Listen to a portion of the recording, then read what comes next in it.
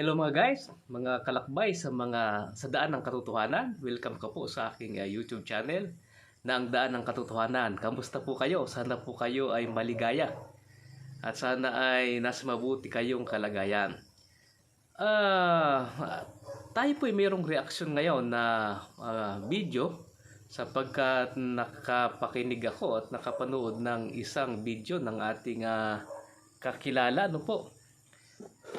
Kakilala natin na hindi naman kakilalan personal sapagkat kasamahan dati natin sa ating pananampalataya, ano po, at meron siyang mga bagong banat at bagong atake sa Sabat, at ang kanyang paliwanag ay ito daw Sabat sa Exodo Kapitulo 28 hanggang 11 ay hindi yung nakalagay sa Genesis Kapitulo 2 1 hanggang 3, ano po. Hindi daw po nakalagay doon na ito ay tinatanggap ni Abraham na banal. Kahit sa buong kasaysayan daw ng Genesis, walang binanggit na tinatanggap ni Abraham na ito yung Sabat na binanal ng Diyos, yung Sabat nating ginagawa sa panahon po natin ngayon. Sapagkat doon nga naman sa Genesis 2:1-3 ay verb po nakalagay doon, wala po doong noun na double being Sabat. Meron po dong Sabat na isang bilamang at ito po ay verb, ano po, hindi po noun. At sapagkat hindi nga daw po tinatanggap ni Adan, wala pong sinabi na iniutos ito kay Adan, yan po mga padali, ano ho. Kaya, pero hindi naman matutulan, hindi naman nila sinasabing pagkatapos ni Adan ay hindi na nga ito iniutos. At nakita, tinatanggap din naman nila na ito iniutos sa Israel. At itong Sabat na ito ay ginawa ng Israel. Ang tinutulang lang po nila, hindi daw ito inutos kay Adan, walang nakalagay sa Genesis 2:1-3. Hindi po ito daw tinanggap ni Abraham dahil walang nakalagay na mga talata sa Biblia na tinanggap ito ni Abraham. Hindi tinanggap ni Isaac o ni Jacob, ano. Kundi makikita natin sa 16 ng Exodo, ito ay doon lang daw nag-umpisa sa Israel. Ano po? Ang assumption pong yan, kasi assumption po dahil walang talata, ano po, ay masasabi po nating assumption lang talaga. Dahil wala din naman po silang katibayan na hindi ito tinanggap ni Abraham. Yun po ang malaking problema. Walang talata na nakalagay na tinanggap ni Abraham at wala din naman talatang nagsasabi na hindi tinanggap. Walang talatang nakalagay na inuutos kay Adan. Wala din naman talatang nagsasabi na hindi inuutos. Yun po ang malaking problema. Kaya kumbaga, patas lamang po yun. Pero ang sabihin po na itong Genesis 2:1-3 ay hindi yung Sabat na nakalagay sa Exodo, ay ito po ang malaking pandaraya, kumbaga isang uri ng pambubudol ng ating mga dating kapatid na nasa ating kasamahan dati. Pero ngayon ay humiwalay dahil sa balita ko ay nadisiplina daw ito sapagkat mayroong dahilan. Hindi naman kasi yan pwedeng basta-basta ka didisiplinahin sa organization po ng namin kapag wala kang nagawang magkasalanan. Kapag kasi meron po tayong tinatawag na church manual, at kapag yung manual na yan ay nakalagay po din yung mga asal na dapat gawin ng isang Kristiyano, hindi ka pwedeng disiplinahin ng hindi ka nakalabag doon. Kaya ibig sabihin, kung sila ay disiplina, ay meron po silang nalabag ng mga alituntunin na ito naman po yung nakasalig sa Biblia. Ano po? Ngayon, ito bagang Genesis 2:1-3 ay hindi nagsasabi na yung Sabat, sapagkat wala nga namang terminong nakalagay diyang Sabat. Pero totoo ba, kahit walang termino, na talagang hindi yan tinuturo ng Genesis 2:1-3? Naipaliwanag ko na ito nung nakaraang video ko. Pero inulit ko sapagkat may panibagong atake na ginawa po sila at ito po ay ating sasagutin sa araw na ito. Para po ating masagot, nais ko pong linawin sa ating mga taga-subaybay, sa ating mga kakapanood ng bidyong ito. At maraming salamat sa inyo guys sa inyong panunood sa panunood niyo ng aking mga nakaraang video, At kung mapapanood mo ang video ito, nagpapasalamat po ako sa iyo. Ngayon po, una nating paglilinaw para sagutin po 'yan. Ang isang doktrina po ay hindi po yan umiikot sa isang talata lamang. ang isang doktrina, para ito'y maging ganap na doktrina, ay ito po'y dapat sinusuportahan ng maraming talata ng Biblia. At kapag inangkin at itinuro natin na ang isang aral, dapat talaga malinaw yan sa iba't ibang mga sitas ng talata sa Biblia na ito'y binabanggit. Bakit ang Seventh Adventist ay nag-arrive sa isang konklusyon na itong Genesis 2, 1-3 ay Sabat? Ano po? Yun po ang isang tanong. Bagamat hindi nakalagay doon ang salitang Sabat, bakit ang Seventh Adventist ay nagsabi na ito'y Sabat? Yan ang unang tanong na ating sasagutin para ating masagot ang kanilang paratang. Ito po ay dumating sa ganyang konklusyon sapagkat binabanggit ito sa ibang talata. Ano ho? Hindi lang po kasi Genesis 2, 1-3 ang talata na gagamitin natin. Para patunayan natin ang Sabat, napakaraming talata po na ginagamit. Alam po ninyo, pag ikaw ay mayroong 10 talata, medyo maganda-ganda na ang paliwanag mo dyan, pero kulang pa yan. No? Kasi mahaba kasi kapag magkuhan ka ng 10 talata. Dito, may suporta tayo sa Genesis 2, 1-3, kaya ating nasabi na ang Genesis 2, 1-3, ito ay Sabat. No? Magkuha lang tayo ng 3 suporta. Huwag na tayo magsuporta ng marami, sapagkat haba na masyadong ating video. Ang unang suporta natin ay yung mismong 10 utos. Ganito po, nakalagay sa Exodo, Kapitulo 20, talatang 8 hanggang 11. Ito po yung suporta natin. Para ating matukoy, ano ba yung nasa Genesis 2, 1-3, ito ba'y Sabat o hindi? Ganito po, basahin po natin. Alalahanin mo ang araw ng Sabat upang ingatan itong banal. Ang pag-aalala po, ay papaliwanag ko muna bago tayo pumunta sa ibang talata. Ang pag-aalala ay paglalagay ng iyong kaisipan sa mga bagay na nangyari na nung unang panahon. Pwede kang mag-alala kahit hindi ka nabuhay nung panahon na yon, basta alam mo ang kasaysayan. Halimbawa, inaalala natin yung pagiging bayani, halimbawa ni Dr. Jose Rizal. Yung kanyang kaarawan ay pinagdiriwang natin. Bagamat hindi natin naabutan na ipinanganak siya noon, pagdating ng kanyang kaarawan ay nagkakaroon ng deklarasyon ng ating bansa na yan po ay ating gagawing holiday bilang paggunita sa kanyang kaarawan. Di po baga? Ganon din po, bagamat hindi tayo isinilang ng nilikha ng Diyos ang sanlibutan. At ang tao lamang talaga na nakasaksi doon. Hindi pa nga niya nasaksihan yung unang araw hanggang ika-6 kasi nasaksihan na lamang niya nung siya ginawa na. At pagkatapos ng kanyang paggalika sa kanya, siya po ang Diyos ay nagpahinga. Alalahanin daw natin yung panahon na Sabat. Kailan ba naganap itong Sabat? Alalahanin mo ang araw ng Sabat.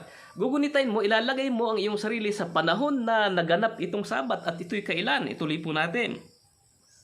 6 na araw nagagawa ka at yung gagawin ang lahat yung gawain. Para daw magunita mo ang Sabat, 6 na araw nagagawa ka at yung gagawin ang lahat yung gawain. Ngunit ang ika-7 araw ay Sabat sa Panginoon mong Diyos. Ito, nakalagay sa araw na huwag kang gagawa ng anumang gawa. Yung pong gawa dyan ay hindi po tumutukoy sa lahat ng uri sapagkat yung isang set lang ng gawa ang tinutukoy sapagkat malaka sa Hebreo. Ibig sabihin ng malaka ay may kinalaman sa business, sa pagkita ng pera. Pero yung pagpapagaling ng sakit, sinabi ni Kristo yan po'y lupol. Ibig sabihin ay nasasang-ayon sa batas ang pagpapagaling ng sakit sa araw ng Sabat, hindi po paglabag sa Sabat po yan. Yan po, sang-ayon sa paliwanag ng ating Panginoong Kristo. Pati ang anak lalaki, babae, aliping lalaki, babae, baka, ang tagaibang lupa na nasa loob ng pintuan daan. Ito na. Anong araw ba itong Sabat? Ito baga, kasi ang paliwanag ni Ronald Dubidos, ay ika-7 araw ay Sabat. Ay yun daw naman kasing Sabat na yun, unang araw pa lang, pangalawang araw pa lang daw yun ni Adan, kaya hindi pa yun Sabat ni Adan. Kaya ibig sabihin, kung Biyernes siya nalalang, Biyernes, Sabado, Linggo, Lunes, Martes, Miyerkules, Huwebes, pinapalabas niya na Huwebes dapat si Adan yung kanyang ika-7, dapat ang kanyang Sabat ay Huwebes. Tama po ba yan? At sangayon po sa talata, tingnan natin kung tama po yun. Sabi ko dito, sapagkat sa loob ng 6 na araw ay ginawa ng Panginoon ang langit at ang lupa, ang dagat at ang lahat ng naroroon at nagpahinga sa ika-7 araw. Kaya't binasbasan ng Panginoon ang araw ng Sabat at ginawa itong banal. Binabalik na Moises ang ating kaisipan doon sa araw kung anong araw yung binasbasan ng Diyos at ginawa niyang banal. At ito nga po yung ikapitong araw kung kailan siya nagpahinga. Lumika siya ng unang araw, ikalawang araw, hanggang ika-anim na araw. Ano po? At sa ika-anim na araw ay naglika si Adan. At pagkatapos ng ika-anim na araw, yung ikapitong araw kung saan siya nagpahinga, yun po ang kanyang ginawang Sabat. Sabi po dito sa talata. Lumika siya ng 6 na araw at siya ay nagpahinga sa ikapitong araw. At ito po ay binasbasan niya ang araw ng Sabat at ginawa itong banal. Bagamat hindi nakalagay sa Genesis, Kapitulo 2, 1 hanggang 3, na ito'y Sabat, ito naman po yung tinutukoy ng kautusan na araw na binasbasan ng Diyos na tinatawag ng kautusan na Sabat. Tingnan po natin, anong ginawa nga po ba talaga dito sa ikapitong araw na ito? Tingnan po natin ang 2 ng Genesis 1-3. Ito na nga po yung walang nakalagay na litra por litrang Sabat, pero tinukoy sa Exodo Kapitulo 20 na Sabat ito. Sapagkat ito yung araw na kanyang ipinagpahinga at ito kanyang binasbasan at ginawang banal. Tingnan po natin. Nayari ang langit at ang lupa at ang lahat ng mga bagay na nasa mga yaon. Nang ikapitong araw ay natapos ng Diyos ang gawain na kanyang ginawa at nagpahinga siya ng ikapitong araw mula sa lahat ng kanyang gawa na ginawa. At binasbasan ng Diyos ang ikapitong araw at kanyang ginawang banal sapagkat sa araw na yon ay nagpahinga ang Diyos sa lahat ng gawain na kanyang ginawa. Ang tinutukoy ditong Sabat ay yung araw kung saan nagpahinga ang Diyos sa kanyang gawa. Yun po ang tinawag na Sabat. Hindi po yung Sabat na ikapitong araw ni Adan. Ay kasi kung ginawa siya ng Biyernes, dahil yung ika-6 na araw siya ginawa, Biyernes, ay di, papatak ang Sabat ni Adan ay Huwebes. Ganun ang gustong palabasin ni Ubidos. Ano? Ay mali po yun. Ang Sabat po, sangayon sa kautusan, ay yung araw kung saan ang Diyos ay nagpahinga. Yun po yung araw na binasbasan ng Diyos. Yun po yung Sabat. Ano po? At nilinaw, bagamat hindi nakalagay dito sa Genesis 2:1-3 na Sabat itong pinagpahinga ng Diyos, tinukoy naman sa ibang talata na ito'y Sabat. Ano ho? Kaya nagkamali si Ronald Ubidos ng kanyang sabihin na ito ay mali. Walang nakalagay daw na Sabat sa Genesis 1-3. Oh, bakit mo hanapin doon? Humanap ka ng talata na nagsasabi na yung pagpapahinga ng Diyos na ikapitong araw ay Sabat. At yun nga po ay pinatunayan nga po nung unang talata na ating binasa. Oh, ang pangalawang talata, ano po, na pangatlong talata po natin, pero pangalawang talata ng pagpapatunay na yung pinagpahinga ng Diyos, kung anong araw yung pinagpahinga ng Diyos, yun ang Sabat, ay nandito pa rin po sa Exodo. Ano po? Kapitulo 31, talatang 17. Oh, napakalinaw po nito. At dahil ito ay pinagpahinga ng Diyos, ibinilin niya sa mga Israel na ito ay magiging palagian. Okay, sabi ganito, 16 at 17. Kaya't ang mga anak ni Israel ay mangingili ng Sabat, na ingatan ang Sabat na sa buong panahon ng kanilang lahi, ng salin lahi, bilang isang palagiang tipan. Bakit daw mangingili ng Israel ng Sabat? At ito po'y nakapik sa isang araw. Ito'y isang tanda sa akin at sa mga anak ni Israel magpakilanman. Sa loob ng 6 na araw ay ginawa ng Panginoon. O bakit daw? Kasi 6 na araw na ginawa ng Panginoon langit at lupa. At ng ikapitong araw siya ay nagpahinga at naginhawahan. Ang Sabat po ay yung araw kung kailan siya nagpahinga at kung alin yung araw na kanyang binasbasan. Oh, yun po yung Sabat. Kaya bagamat hindi Sabat nakalagay sa Genesis 2:1-3, ay nilinaw naman ng ibang mga talata na ang tawag doon ng Diyos ay Sabat sa ibang mga talata. Yan po. Ganun po ang pag-aaral ng Biblia. Ano po? Nung mahanap po tayo, tinitingnan po natin ang mga ebidensya sa ibang mga talata. Kasi kapag meron ka pong isang talatang nabanggit at hindi kumpleto ang pagkalagay doon, tapos sapagkat hindi nakalagay ay hindi mo paniniwalaan, ano po? Ay doon ka na magkakamali niyan. Ay paano kung nakalagay sa ibang talata na ganun pala ang ibig sabihin noon? Kaya po ang isang doktrina, yan po ay hindi pwedeng mabuo ng iisang talata lamang. Kaya pag hinanap mo sa Genesis 2:1-3, ang pangalang Sabat, di mo makikita. Pero sa ibang mga talata ay makikita mo at mapapatunayan mo. Kaya po mag-arrive ka sa isang konklusyon sapagkat gumamit ka ng maraming ebidensya. Yun po yun. Yun po ang pagbubuo ng isang doktrina. maraming ebidensyang pinagsama-sama at pumunta sa isang kaisipan. Kaya yung isang kaisipan na yon ay naging doktrina, naging paniniwala. Ganun po yun. At ang sabi ay hindi daw yan binigay kay Adan, hindi daw po iniutos. Abay, kasi ito pong aklat ng Genesis, dito pa lang sa Genesis chapter 1, ano po, at chapter 2. Hindi na po natin alam kung gaano kahabang panahon po ito. Ano po? Hanggang chapter 3 nung halimbawa po Genesis 1 to 3, hindi mo alam kung gaano kahabang panahon po 'yan. Na kikita natin sa 5 hanggang sa 5 pahina ng Biblia ay mababasa mo ang 3 kapitulo. Ano po? At sa 3 kapitulo na yan ay hindi mo alam kung ano gahabang panahon na yan. Ano po? Pagdating mo sa hanggang kapitulo 6 na, yan ay 2,000 taon na po yan. Ano? Na haba ng panahon. Ibig sabihin, ang Genesis ay hindi po detalyado. Ano po? Hindi po detalyado na nakalagay po dyan. Hindi rin po sinabi na na sa Genesis kapitulo 1 hanggang 3, kapitulo 1 hanggang kapitulo 3, hindi po nakalagay dyan na para mag-asawa, para maging mag-asawa, kinakailangan magligawan. At pagkatapos pag nagligawan kayo, nagkaroon na ng engagement, ikakasal na kayo, hindi pwedeng ikasal. Walang nakalagay pong ganyan. At pagkatapos kayo ay magsasama at kayo magkakaroon ng maraming anak para kayo tawaging pamilya. Hindi po nakalagay doon. Pero ganun po nangyayari sa atin at naniniwala tayo na institusyon ng pag-asawa ay sa lamanan ng Eden. Ano po? At itong Sabat ay itinalaga sa lamanan ng Eden. Naniniwala tayo na ito'y binigay kay Adan. May ebidensya ba tayo na ibinigay ito kay Adan? Ay mayroon naman. Ano dito? Alam naman ito ni Ronald Dubidos nung siya Adventist pa. Oh. At mga ngatuwiran na lamang siya, tatalon daw sa talatang ito. Ay ba't hindi tatalon? Ay ebidensya ito. Di ba ga? Kung hindi ito ebidensya, ay bawal tumalon dito. Bawal gamitin. Ano? Ay palibhasa ebidensya, bakit mo pagbabawalan tumalon dito at gawing referensya ito para patunayan? Oh, sabi dito, 2:27 ng Marcos. At sinabi niya sa kanila, ang Sabat ay ginawa para sa tao at hindi ang tao para sa Sabat. Kasi nauna ang tao bago ang Sabat. Kaya nang nagpahinga ang Diyos na ikapitong araw at kanyang binasbasan, intended niya na ibigay sa tao.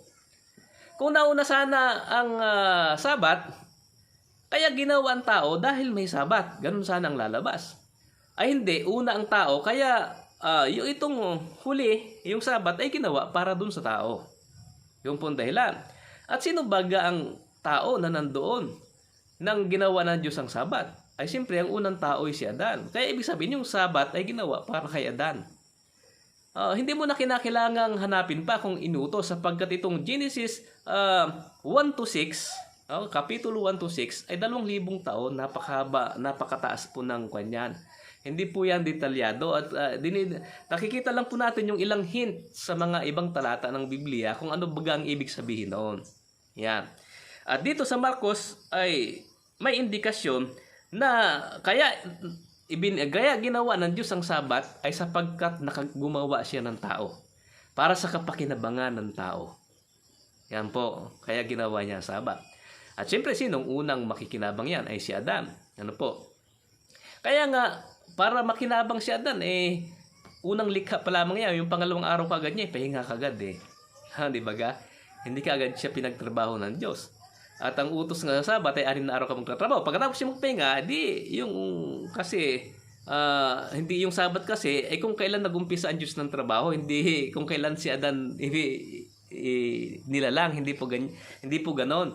Kasi kay Ronald Dubidos, ang umpisa ng Sabat ay kung kailan nilalang si Adan. Wala pong ganyan talata. Sa utos, ang Sabat ay kung kailan unang naglikha ang Diyos at kung kailan siya nagpahinga. Yun po ang nakalagay sa kautusan. Kaya napakalinaw po dito. Ang Sabat ay ginawa ng dahil sa tao, ibig sabihin ang Sabat ay ginawa para kay Adan. Hindi mo na kinakailangang hanapan pa kung inutos ba ito. Automatic yon para sa pakinabangan ni Adan, kaya ito'y ginawa ang Sabat.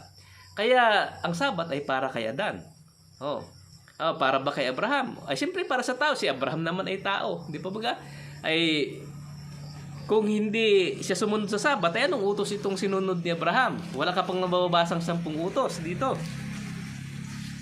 Sinunod ni Adan yung yung alam niyang kasalanan yung pangangalo niya, ano? Pagbabasahin mo ang Genesis, ay dito sa 26 ng Genesis, anong nangyari dito? Si Adan ay sumunod sa mga kautusan ng Diyos. Tingnan po natin. 26:5. Sapagkat pinakinggan ni Abraham ang aking tinig at sinunod ang aking tagubilin. Ano daw ang mga sinunod ni Abraham? Sinunod ang aking tagubilin, ang aking mga utos, ang aking mga batas, at ang aking kautusan, mga kautusan. Marami siyang sinunod Sinunod ang tagubilin, sinunod ang mga utos, sinunod ang aking mga batas, at sinunod ang aking mga kautusan. Ang talatang ito ay nagsasabi na bagamat pinagtibay sa Israel ang pagbibigay ng 10 utos, meron ng kautusan ng Diyos na umiiral noon, na sinunod ni Abraham. Meron na rin siyang mga batas na umiiral noon, at meron na rin siyang mga utos na umiiral noon, at meron na rin siyang mga tagubilin na umiiral noong panahon na yon, na lahat yan ay sinunod ni Abraham. Kaya nga doon sa Uzias, anong sabi po doon sa Uzias? Kagaya ni Adan, sila ay sumalangsang sa tipan. Kasi yung pagkakasala pala ni Adan ay pagsalangsang sa tipan. Ibig sabihin, may tipan na ang Diyos noon nung pagkagawa pa lang kay Adan, meron ng tipan. At ang isang tipan ng Diyos ay ang 10 utos. Nakalagay po yan sa Deuteronomio 4:13. Ano po? Kaya ibig sabihin, may umiiral na utos na ng panahon na yon. Hindi lang nga po nakasulat ng detalyado sapagkat dito sa Genesis nga po ay napakahabang panahon na po. 1 to 6 pa lamang ay halos 2,000 taon na kasaysayan. Kaya hindi po nakasulat ng detalyado. Ang ginagawa ni Buidos, hinahanap niya yung detalyado doon sa bagay na hindi ginawang detalyado ni Moises. Yan po. Ay, ang kanyang sabi hindi nakalagay. Ang problema, yung kanyang sinasabi na hindi nakalagay na sinunod, kaya hindi nakalagay na inutos kaya hindi daw yun inutos. Ay walang problema. Ang problema, wala ding nakalagay na hindi nga inutos May mga basa kabagang hindi inutos kay Adan yung Sabat. Wala po din pong nakalagay. Ano po? Mapapatunayan na lang sa ibang mga talata na mayroong mga hint na ito'y ginawang utos kay Abraham, ginawang utos kay Adan, at ito'y sinusunod ng mga tao ng kapanahunan na yon. May mga hint po sa Biblia. At dahil po diyan, kumbaga yung kanyang argumento ay hindi po balido. Kumbaga ay refuted yung kanyang argumento. Kumbaga mababaw na pag-aaral. At sana po ay nakinabang po kayo sa ating pagtalakayan ngayong hapon, at sana ito po ay magkaroon ng bahagi. Mga guys, maraming salamat po sa inyong mga pagsuporta at panunood ng ating video. At kung ikaw ay bago sa aking video ito, sana po ay inyong i-like, paki-share na rin po. Hindi ko na kayo hilingan na i-subscribe. Sapagkat ang layunin po natin ay makapagbigay lang po ng linaw ng mga usapin sa banal na kasulatan. Pero kung isusubscribe po ninyo, para maging revenue din po na inyong lingkod, ay ikatutuwa ko po sa inyo na inyo po yung gagawin. Maraming salamat po sa inyong patuloy na pagtangkilik, at yung mga sumusuporta po at nanonood na aking videos, ay maraming salamat po sa inyong lahat.